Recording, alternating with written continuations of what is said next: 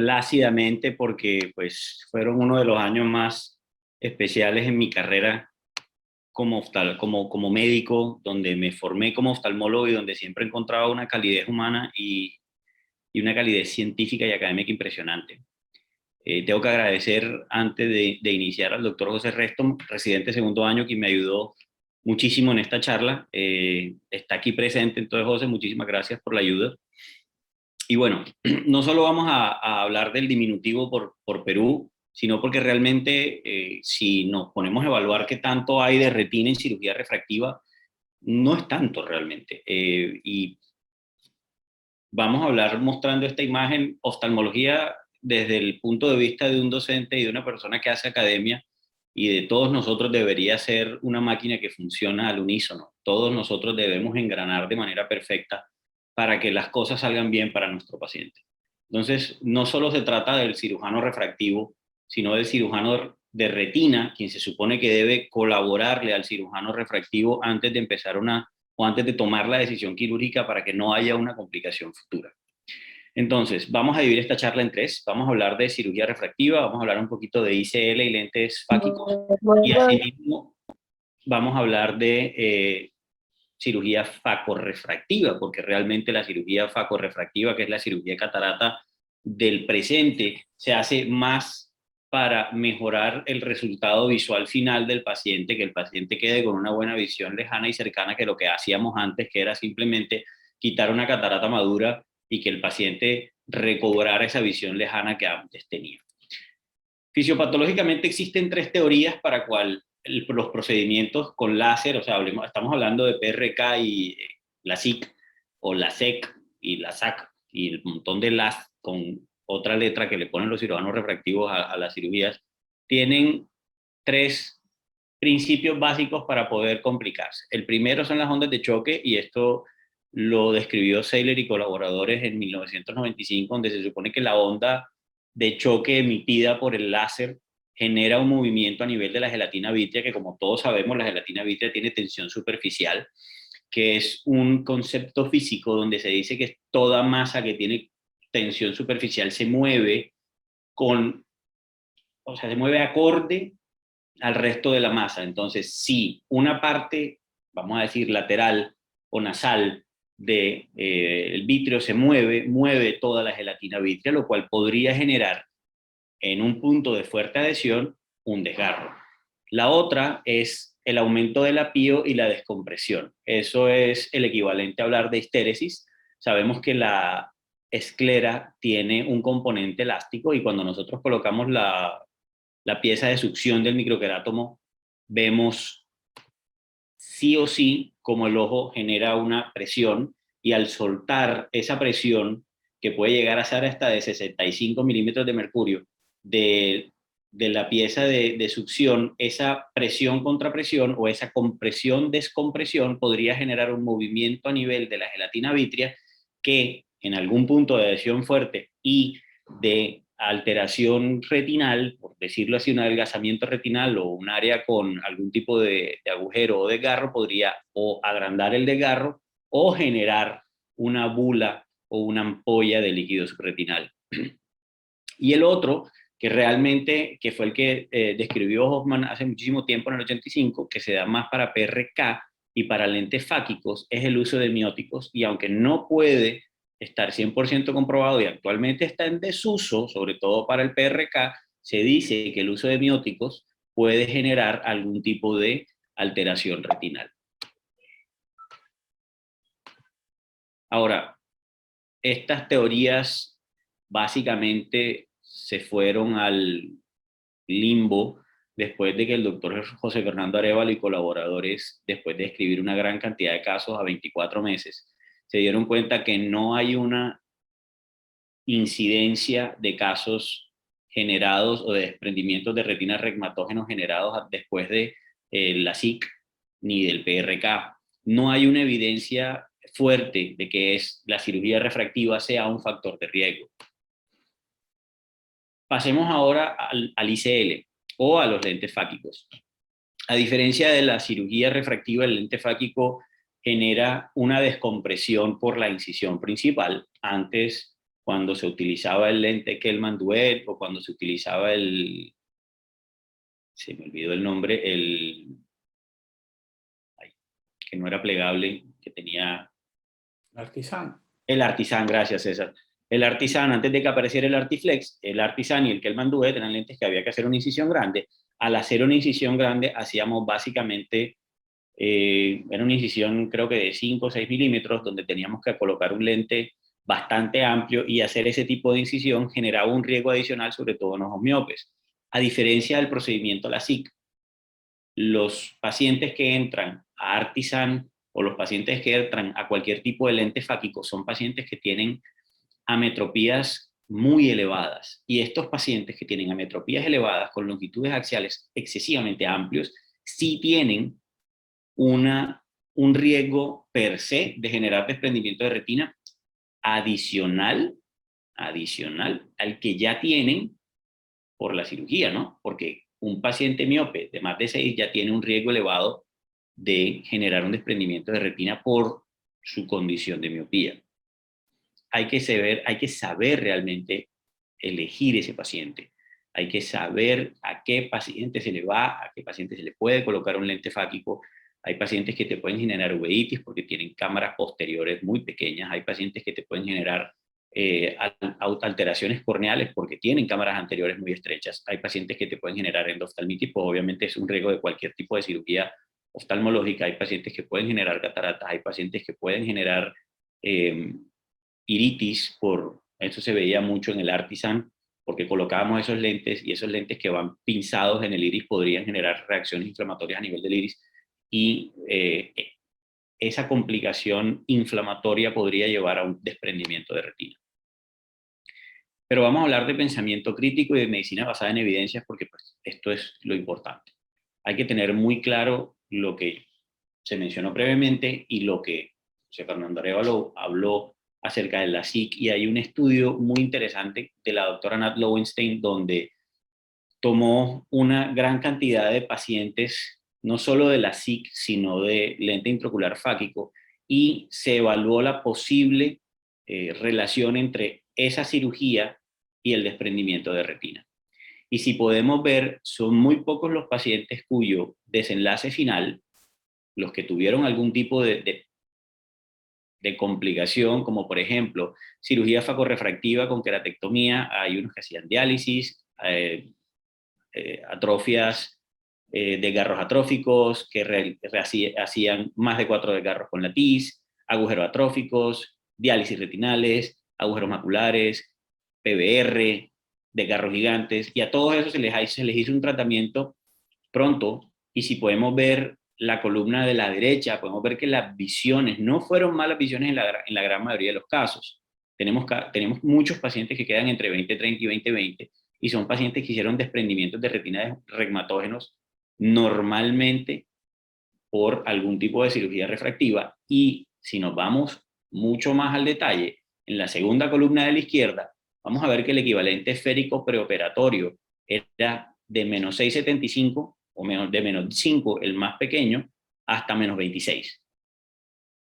Entonces, son pacientes que tienen longitudes axiales supremamente altos, y esto hay que tenerlo muy claro, porque realmente lo que nosotros tenemos que tener en cuenta antes de hacer una cirugía refractiva, facorefractiva o un implante de lente fáquico, para mí como retinólogo y para muchos de nosotros, lo que más hay que tener en cuenta antes de enviar ese paciente a una valoración prequirúrgica es la longitud axial.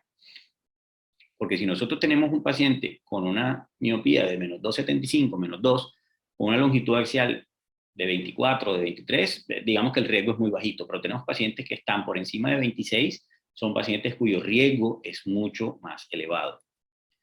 Y en cirugía facorefractiva, y esto lo voy a hacer para cerrar, si se dieron cuenta, por eso dije que es muy poquito, en cirugía facorefractiva hay un solo examen que todo cirujano de segmento anterior tiene que tener en cuenta, y es la tomografía. Y ahora con la angiotomografía aún más. Y este es el porqué. Este es el angio-CT, este es el que utilizo yo, que es el Avanti de Optoview, el ArtiView, y quiero mostrarles dos casos muy sencillos, y son dos casos que muchas veces se pasan en alto. Son dos casos, uno que hubo prevención y el otro caso es un caso que no es un caso de nosotros, institución, y que llegó a mí después.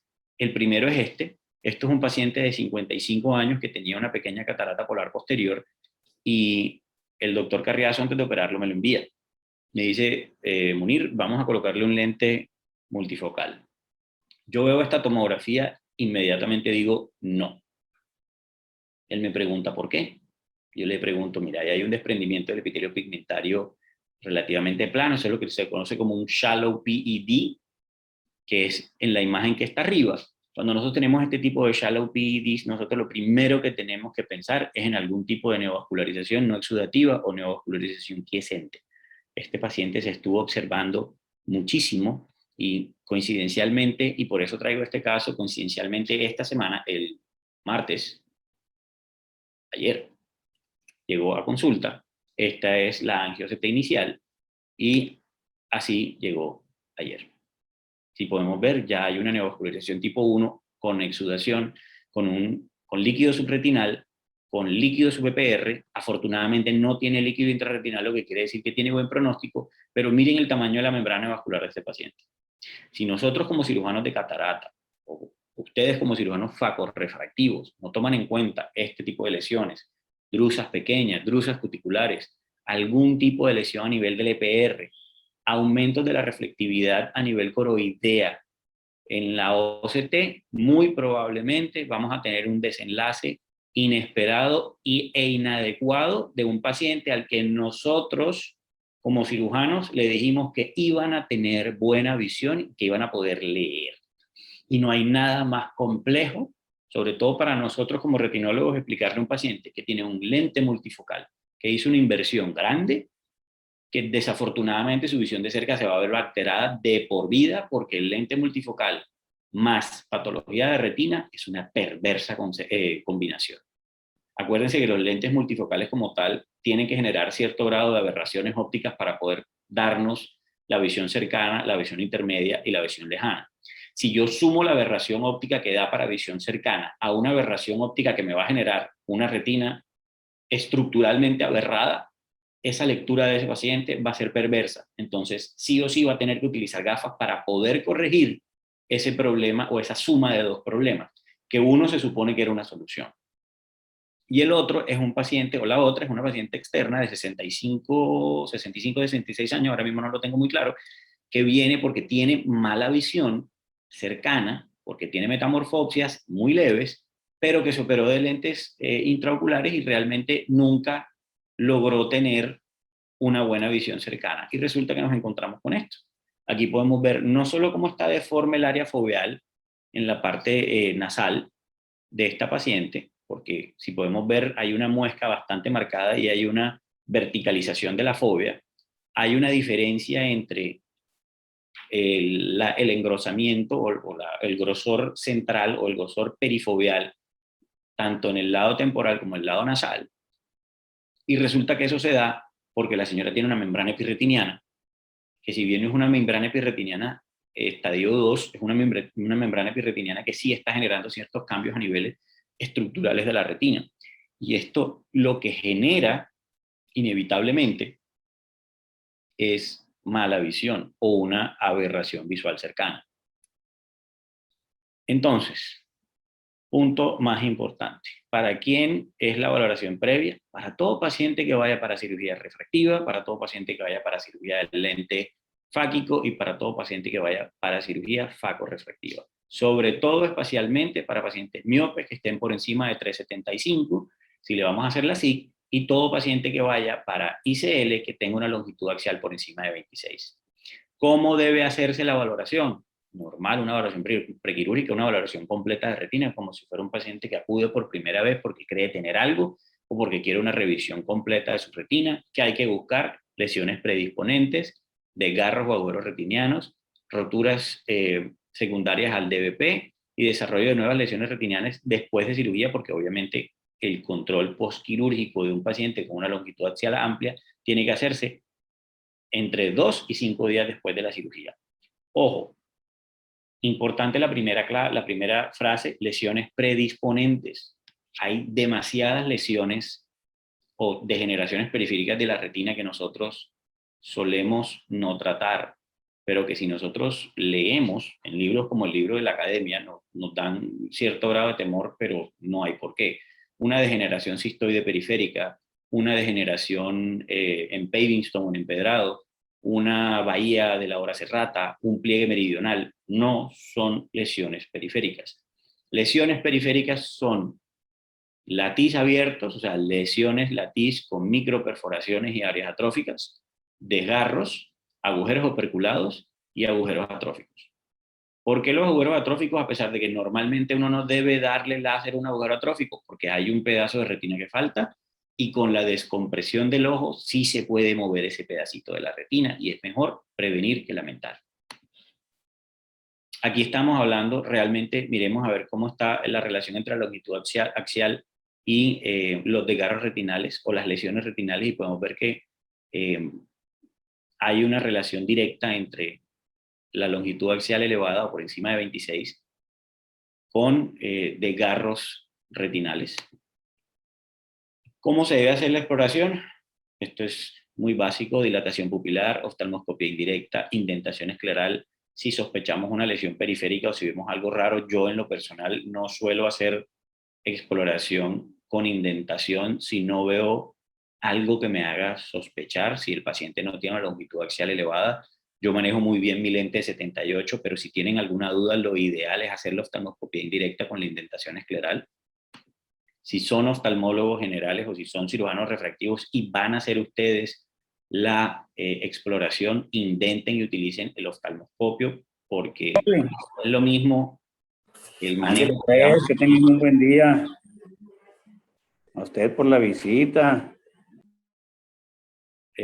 No es el mismo manejo que tienen ustedes, y no lo digo mal, sino que la experiencia de nosotros como retinólogos con el lente 78 es mucho más amplia, porque pues es nuestro día a día. Ustedes, los oftalmólogos generales, el resto de los especialistas lo utilizan, pero no con tanta, digamos, frecuencia o en su defecto con tanta delicadeza, pues porque no es parte de su experticia, no, sí es parte de su experticia porque todo lo aprendemos, pero digamos que no es a lo que un paciente va. La otra opción, que es la opción B, es el uso de cámaras de fondo de campo ultra amplio, que de hecho tienen una especificidad altísima, un 99%, son muy sensibles, y podemos encontrar lesiones retinales o retinianas periféricas en pacientes sin necesidad de hacerle dilatación. Ojo, tenemos que tomar una muy buena foto, y si el paciente no colabora mucho, dilatémosle la pupila y ahorrémonos un dolor de cabeza. ¿Cómo es el tratamiento? El tratamiento, pues obviamente en los casos de que haya lesiones periféricas predisponentes o que después de cirugía refractiva o facorefractiva o de la utilización de un lente ICL o un Artisan o el Artiflex, es hacer un láser o una fotocoagulación láser. Si lo vamos a hacer previa a cirugía, tenemos que tener claro que tiene que hacerse por lo menos 2 semanas antes. Tenemos que darle tiempo a que el tratamiento genere esa cicatrización adecuada.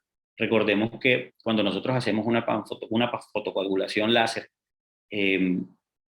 creamos una quemadura térmica a nivel del EPR, y esa quemadura térmica funciona literal como un punto de soldadura. Entonces lo que hacemos al chamuscar esa retina es crear una unión fuerte entre el EPR y la retina, que no se da antes de los 5 a 7 días después del láser. Entonces, si nosotros hacemos una fotocoagulación láser hoy y pasamos al paciente mañana, es como si no hubiéramos hecho absolutamente nada.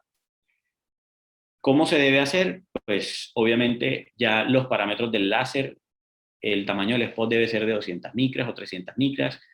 La potencia del láser se da según necesidad. Hay que recordar que el láser en periferia debe pintar entre gris clarito y blanco. Si nosotros no logramos ver ese spot del láser marcado, subamos el poder así el paciente tenga un poquito de dolor. Pero sí o sí tiene que verse la lesión, porque si no, en una semana no va a haber una cicatriz lo suficientemente fuerte como para que me genere protección. ¿Y cuando operamos al paciente? Como le digo, entre 7 y 14 días tenemos obviamente una protección intensa de esa lesión, o una protección adecuada de esa lesión periférica que puede predisponernos a un desprendimiento de retina. ¿Cuándo debe hacerse seguimiento? Realmente Cuando hablamos de lente fáquico, 2 a 1 semana después. Cuando hablamos de cirugía refractiva en pacientes asintomáticos, 2 semanas. El seguimiento debe hacerse a largo plazo y se da una consulta prioritaria cuando el paciente llega a tener fotopsias, miodesopsias o cualquier tipo de alteración visual dentro de los primeros 2 días. ¿Por qué? Porque si un paciente genera un DVP, si bien ese DVP puede no llevar a nada, puede estar también generando un desgarro retinal y los pacientes no siempre se dan cuenta de la miodesopsia. Por ejemplo, Barranquilla es una ciudad calurosa, muy soleada, y muchos de nuestros pacientes no se dan cuenta, porque si resulta que la fotopsia la tuvieron de día, ¿quién ve un chispacito de luz con un sol, como decimos aquí en Barranquilla, un sol prendido dándote en la cara? Es imposible. Y este es nuestro algoritmo de tratamiento, o este es un algoritmo de tratamiento que está, que lo dio el doctor Venkatesh y colaboradores, y es súper fácil, y aquí está absolutamente todo en, digamos, el mejor resumen que tú puedes encontrar. ¿Qué paciente va para examen? Todos. Examen bajo dilatación por un especialista en retina o una imagen de campo amplio. Si tiene degeneraciones periféricas o lesiones periféricas predisponentes, se le hace tratamiento con retina, con fotocoagulación, se espera de 7 a 14 días y se le hace la cirugía refractiva. Si no tiene lesión predisponente, no se hace absolutamente nada, se va para cirugía refractiva. Se hace un examen 2 semanas postquirúrgico. Si no hay ni flashes ni flotadores, se pasa a un examen a largo plazo, estamos hablando de 2 a 3 meses. Si hay, se hace un examen retinal cada 2 semanas hasta que el paciente deje de tener fotopsias. Esto es importante.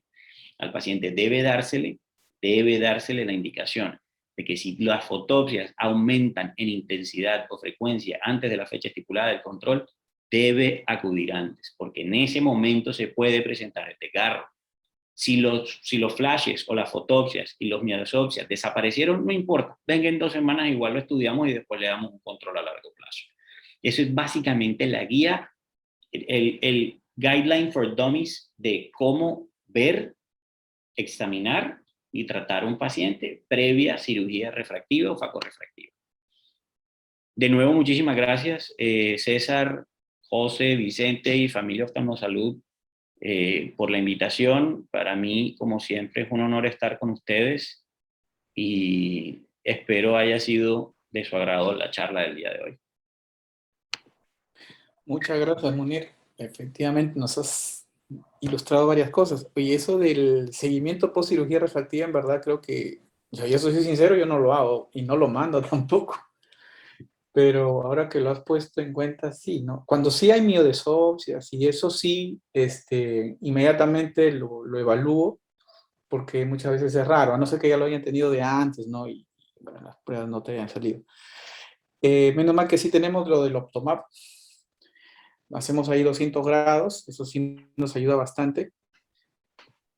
Y bueno, no sé si hay preguntas. Si tienen el Optomap, tienes la ventaja de que tú puedes hacer digamos, una toma de un Optomap sin necesidad de que el doctor Cañote o el doctor Vargas o el doctor Dublio o cualquiera del equipo de retina oftalmosalud evalúen al paciente. Si tú ves un paciente con, vamos a decir, una miopía o una hipermetropía que se encuentre entre unos rangos de más 375 a menos 375, porque son pacientes que tienen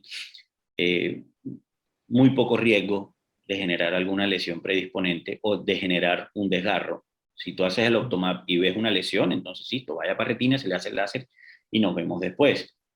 Si tu paciente genera miodesopsias, pues obviamente lo ideal es hacerle un control. Y si tienes un paciente con una longitud axial elevada, lo ideal es que sí se le haga el control lo más rápido posible para evitar una complicación.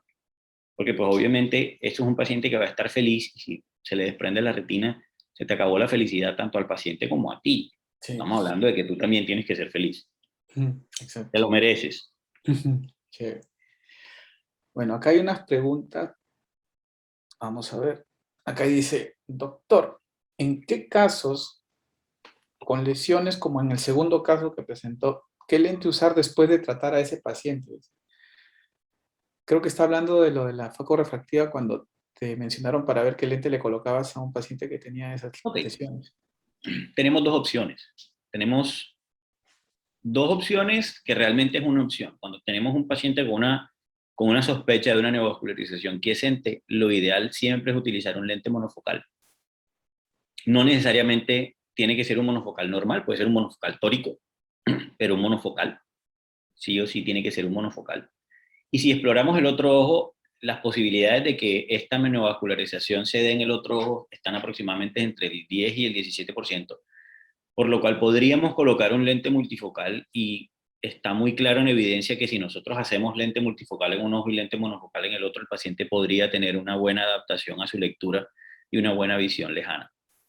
Sabiendo que hasta el 25% de las neovascularizaciones que sientes en algún momento se van a convertir en neovascularizaciones activas.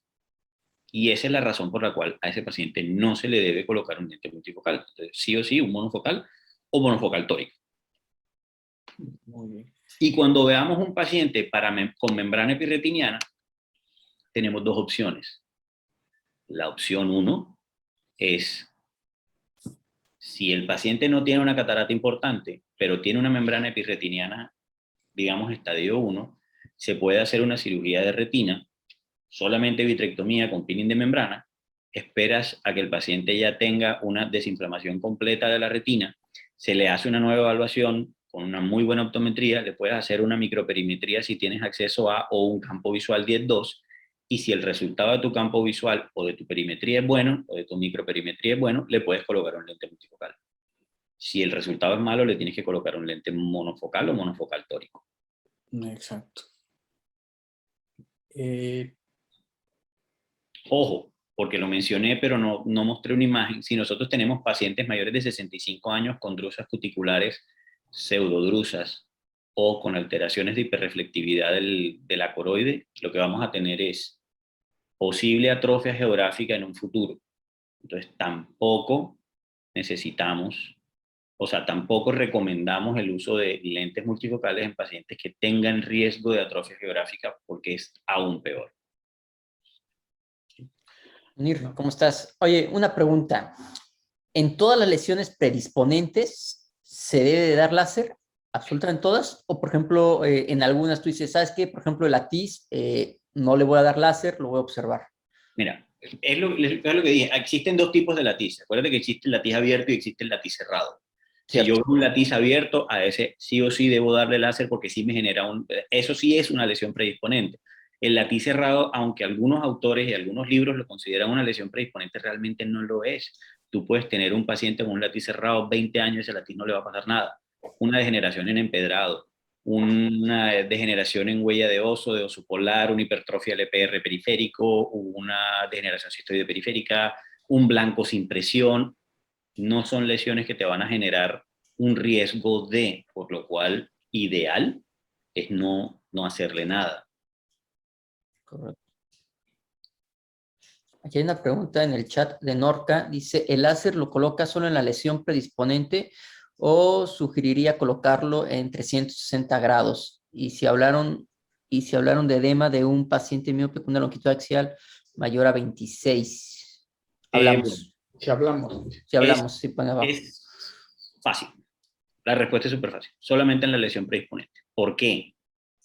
Pues yo puedo tener un paciente con longitud axial de 27 y yo le puedo dar láser en 360 grados. Pero ¿y si el desgarro se le hace a nivel del ecuador? Yo le di láser en 360 grados por deporte, maté fotorreceptores por deporte, generé un daño a nivel de EPR y de fotorreceptores por deporte. Entonces, no. Yo estoy muy en contra de la fotocoagulación en 360 grados en pacientes con lesiones predisponentes. Los pacientes con lesiones predisponentes se sella la lesión predisponente con lo que se llama la triple corona, que son 3 círculos o 3 arcos o 3 cubos o 3 cuadrados alrededor de la lesión, o sea, 3 líneas de láser alrededor de la lesión. Se espera entre 7 y 14 días y listo.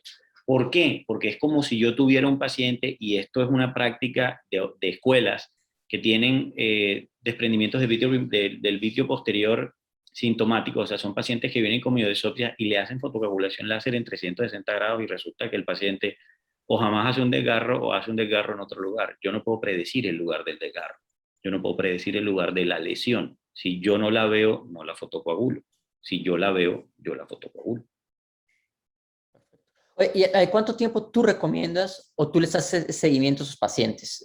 Miopes altos que, por ejemplo, van para el ICL o el Artiflex. Mira, ¿Al paciente que año? vaya para ICL, Artiflex o cualquier tipo de lente fáquico que tiene una longitud axial alta, porque normalmente son miopes muy altos, se les hace una revisión previa a cirugía, por lo menos 2 semanas antes de la cirugía, y yo lo cito entre 2 a 7 días después del procedimiento quirúrgico. Si yo veo que todo está bien, lo vuelvo a citar al mes, siempre dándole la indicación de si aparecen miodesopsias o fotopsias, se viene antes de esa consulta del mes. Porque esos son pacientes que sí tienen alto riesgo. O sea, el paciente de ICL es el paciente que tiene más riesgo. Normalmente nosotros estamos, bueno, nosotros no, pero los cirujanos refractivos están haciendo cirugías en pacientes con miopías no mayores a -7, hasta donde entiendo, porque la zona óptica o la zona de la ablación, cuando es una zona muy amplia, genera demasiada distorsión y genera demasiadas aberraciones que ya no tanto como en los láseres de antes, pero igual sigue siendo un procedimiento inadecuado para cierto grado de miopía, por lo cual el grupo es restringido y las longitudes axiales no son tan amplias como en los pacientes que van para ICL. Claro. Entonces, al mes, una semana antes, 2 semanas antes, a la semana de que tú le hiciste la cirugía, al mes, y después de ahí, cada año. No, lo empiezo a revisar entre cada 3 a 6 meses. Entonces son pacientes que tienen alto riesgo, entonces normalmente yo el primer año de la cirugía lo veo por lo menos mínimo 3 a 4 veces. Ok. Perfecto. Okay. Una pregunta, Munir. Y con respecto a facorefractiva, hay gente que lo recomienda hacer, gente que no lo recomienda hacer. En este caso, ¿cuáles serían tus criterios para poder hacerlo o no hacerlo? ¿Hacer qué?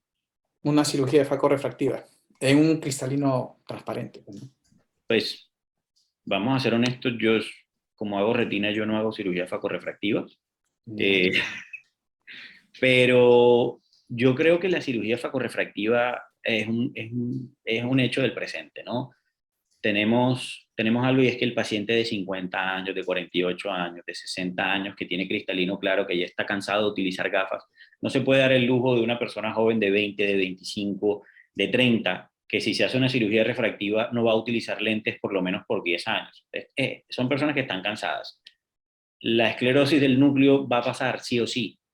Entonces yo no estoy en contra de la cirugía facorefractiva. Yo creo que si alguien se puede dar el lujo de comprar un lente multifocal y de dejar de utilizar gafas para tener, digamos, una vida más cómoda porque lo buscan por comodidad, hombre, hágalo. Y tu incidencia de repente de problemas en retina en pacientes más jóvenes, digamos. En pacientes jóvenes que van para cirugía de refractiva, A veces algún paciente no califica para cirugía refractiva ni lente fáquico y he ajá. visto colegas que le ponen antes de los 40 inclusive lentes multifocales. Bueno, yo eso sí te digo, yo acá en la clínica no veo casos de menores de 40 años con lentes multifocales, a menos de que sea un niño, bueno, un joven No, con claro. una catarata, ¿no? O sea, con una catarata que Claro. necesita una cirugía. Pero no, aquí menores de 50 años para facorefractiva no hay. Ok, entonces 50 años para arriba. Sí. O sea, normalmente aquí 50 años para arriba. O sea, se le ofrece, no sé, presbiláser o como se llame la cirugía refractiva para pacientes con presbicia, se les hace una monovisión o ya eso lo toma el cirujano refractivo dentro de su criterio de experticia, pero que aquí tomemos decisiones de tener, por ejemplo, un paciente de 30 años para cirugía refractiva, no.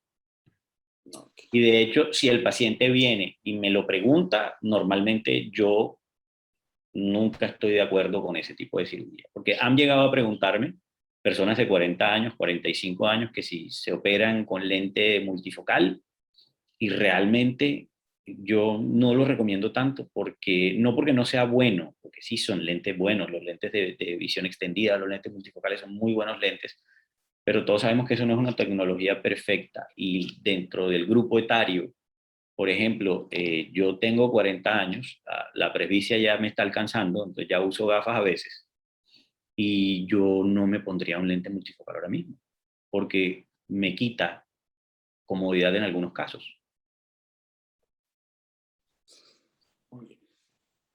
acá hay una pregunta de Violeta Barzola.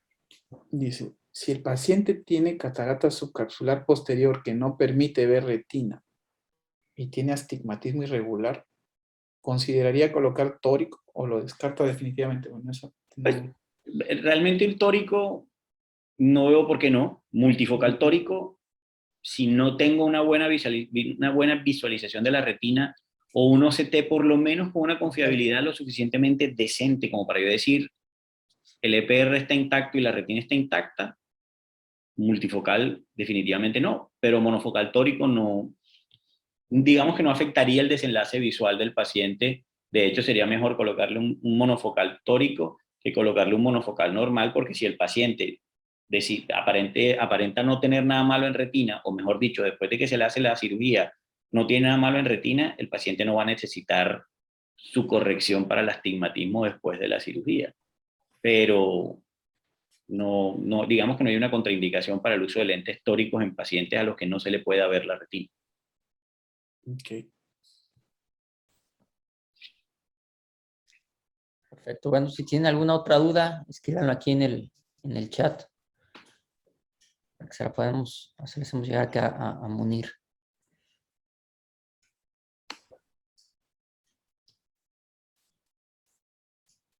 ¿Algún otro comentario que tenga, César? Oh, ahí Sí. está mi pregunta. Oh, muy chévere. Bueno, Mira, solamente una pregunta con respecto a tus casos, digamos, pacientes que tengan así compromiso macular, neovascularizaciones o edema macular por diabetes o lo que sea. ¿En qué momento tú recomendarías operar esos pacientes? ¿Tú los tratas primero con Avastin, 1, 2, 3 dosis? ¿Le pones una o le pones simultánea, digamos, la cirugía más el Avastin o el Lucentis, lo que sea? ¿O Bueno, cómo es más o menos lo que tú haces? el tema es, hablando del tratamiento y de la cirugía, el tema es, aquí lo voy a hablar desde la lógica. Cuando nosotros hacemos una cirugía en un paciente, una cirugía de catarata, tenemos que calcular un lente. Para calcular un lente yo debo tener una retina en perfectas condiciones, porque si no mi longitud axial no va a ser la longitud axial adecuada, porque acordemos que cuando vamos a hacerle la medición, o sea, o la biometría o la onda de la sonda de biometría o del equipo que utilicemos para hacer biometría va a llegar a retina. Entonces, si nosotros tenemos un edema, tenemos un paciente con una cerosis central, tenemos un paciente con una retinopatía diabética, tenemos un paciente con una neovascularización exudativa y ese paciente tiene un edema, vamos a anteriorizar la mácula y al anteriorizar la mácula ese paciente ya de entrada nos va a quedar hipermetrópico. Entonces, Claro. primero el tratamiento de la patología macular y una vez la patología macular esté estable, se puede hacer la cirugía de catarata. Existen dos corrientes. Existe una corriente donde se hace una cirugía simultánea del uso de antiangiogénico posterior a la cirugía de catarata, o sea, inmediatamente. Y existe una segunda corriente donde no se hace, pero se hace una evaluación 2CT pronta. En el caso de los diabéticos, es importante tener claro que esto es un sistema vascular anómalo, que si no está el paciente sistémicamente controlado, muy probablemente el paciente va a tener un edema macular cistoideo postquirúrgico porque es muy frecuente o la posibilidad o el riesgo de que suceda es mucho más alto en pacientes diabéticos, sobre todo si no están controlados. Entonces, en este caso, yo, por ejemplo, suelo aconsejarle al cirujano de segmento anterior es coloquemos un antiangiogénico ahí mismo como para tener una precaución. Si es un paciente con una neovascularización coroidea por degeneración macular asociada a la edad, no existe. Perdóname, en el mismo procedimiento tú lo harías. Sí, en el mismo procedimiento, terminando la faco inyectando. Simplemente se le dice al cirujano de segmento anterior es, déjamelo un poquito hipotono y después le colocas una burbuja de aire, porque si yo lo inyecto, le genero ese 0.05 de volumen, te voy a subir la PIO, entonces no puedo tener mucha presión adelante y mucha presión atrás, porque el paciente puede tener una complicación oclusiva. Y en los casos de degeneración macular asociada a la edad exudativa, no existe un estudio que me pueda decir a mí que es la FACO, es un factor de riesgo de reincidencia de la neovascularización. Entonces, tú puedes hacerla sin problema. Ahora, si tienes un paciente y esto ha pasado, que viene dentro de su primera 2 dosis o su primera dosis del ciclo de carga y resulta que secamos la retina y le vamos a hacer la cirugía refractiva, yo normalmente las coordino para que sea cuando le toque la segunda o la tercera dosis, para que el paciente no tenga que entrar 2 veces a quirófano. Porque chévere. ahí el lente, como la retina está seca, el lente está bien calculado. Chévere. O sea, tú eres de la idea de repente, pues, no sé, de pronto voy a decir algo que no es, del efecto antiangiogénico del cristalino. O sea, una vez uno lo retira, va de todas maneras va a producir un efecto angiogénico, digamos, en los pacientes que tengan la predisposición, sea diabético, sea neovascularización. Neovascularizaciones, no existe una evidencia científica que me diga que sí. O sea, no existe una evidencia científica que me diga que yo al retirar el cristalino va a haber un efecto angiogénico. Y en el tema de los diabéticos, perdón, es más por un sistema normal. Recordemos que cuando nosotros hacemos esa pequeña descompresión o hacemos esa pequeña, digamos, que quitamos el hermetismo del ojo, hay una irregularidad tanto en la barrera hematorretiniana como en la barrera hematoacuosa. El cambio en la barrera hematoacuosa nos puede generar uveitis, el cambio en la barrera hematorretiniana nos puede generar edema macular cistoideo. Como el diabético tiene un sistema anómalo, es muy posible o es muy frecuente que el diabético sí genere un edema macular cistoideo después de una cirugía de FACO, sobre todo si no es un paciente que está muy bien controlado. Ya. Chévere, muchas gracias. Chévere, muy buenas las charlas. Muy buena la charla, Munir. Muchísimas gracias por compartir tu experiencia y tu expertise. No, muy bueno, gracias muy a chévere. ustedes por la invitación y como siempre, no solo un placer, sino aquí estamos siempre a la orden cuando quieran compartir con nosotros. Muchas gracias, Munir, entonces. Buenísimo. Excelente. Muchísimas Bueno, gracias. pues agradecerles a todos los participantes y ya bueno, ya lo dijo José y César, gracias por estar con nosotros, Munir. Y nos vemos la próxima semana, me parece que toca tema de glaucoma, me parece. Lo esperamos a las 7 de la noche, de los miércoles. Perfecto. Hasta luego, buenas noches. Hasta luego, buenas noches. Chao, gracias. Cuídate. Chao, gracias. Abrazos. Chao.